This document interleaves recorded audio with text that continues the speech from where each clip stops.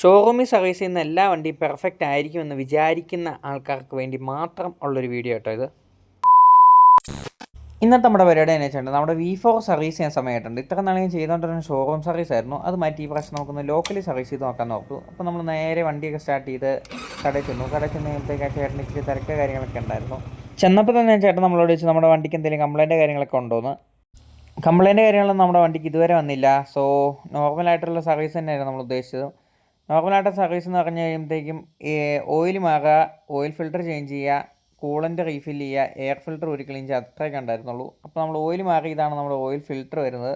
Oil മാറ്റി കഴിഞ്ഞിട്ടുണ്ടെങ്കിൽ പിന്നെ നമ്മൾ നേരെ കൂളൻ്റ് നോക്കി. കൂളൻ്റ് ഓൾമോസ്റ്റ് ഉണ്ട്, പിന്നെ അത് റീഫിൽ ചെയ്യാനും സമയമായിട്ടില്ല, ചേഞ്ച് ചെയ്യാനുള്ള കിലോമീറ്ററും ആയിട്ടില്ല. പിന്നെ നമ്മൾ നേരെ എയർ ഫിൽറ്റർ ഒരു ക്ലീൻ ചെയ്യാനായിട്ട് പോയി. എയർ ഫിൽറ്റർ ഒരു ക്ലീൻ ചെയ്ത് കഴിഞ്ഞപ്പോഴാണ് നമ്മൾ ആ നഗ്നസ് എത്തി അറിയുന്നത്. ഷോറൂമിൽ ഇതുവരെ ആ സാധനം എടുത്തു പോലും നോക്കിയിട്ടില്ല. അപ്പം ഏകദേശം അതിൻ്റെ ഒരു സാധ്യത കണ്ടപ്പോൾ തന്നെ ആ ചേട്ടൻ പറഞ്ഞു ഇത് നമുക്ക് മാറണം, വേറെ വഴിയില്ലയെന്ന്. ഏകദേശം 4-5 വട്ടം ഞാൻ ഇപ്പം തന്നെ ഷോറൂമിൽ സർവീസ് ചെയ്തു.